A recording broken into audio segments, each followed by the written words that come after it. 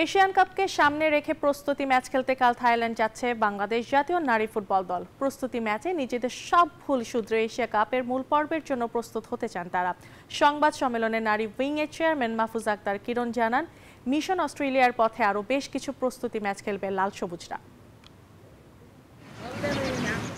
Asian কাপের প্রস্তুতি শুরু হয়েছে বেশ আগেই। দেশের মাটিতে আনুষ্ঠানিক ক্যাম্প শুরু করলেও এখন ফুটবলে টাইগার্সদের পরীক্ষা দিতে হবে বিদেশের মাটিতে। নিজেদের যোগ্যতা ও সামর্থ্যের প্রমাণ দিতে মঙ্গলবার থাইল্যান্ড যাচ্ছে আফিদারা। সেখানে দুটি প্রস্তুতি ম্যাচ খেলবে বাংলাদেশ।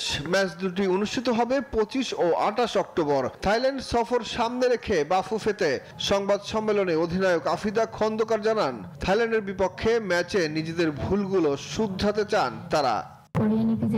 তো ওখানকার ফ্যাসিলিটিস খুবই ভালো, ওনারা আমাদেরকে যথেষ্ট সাহায্য করার চেষ্টা করেছে, মাঠ থেকে শুরু করে খাবার দাবার সবকিছুই আমাদের ভালো লেগেছে ওখানকার। আর আমাদের ওখানে প্র্যাকটিস করতেও ভালো লেগেছে, ওখানকার পরিবেশ অনেক সুন্দর, আমরা ভালো ট্রেনিং করেছি, কোচ যেভাবে বলেছে সেভাবে করার চেষ্টা করেছি। আর থাইল্যান্ডের বাছাইকৃত কাঁচামাল ও স্বয়ংক্রিয় ইউরোপিয়ান মেশিনে তৈরি হয় all time honeycomb, all time healthy life.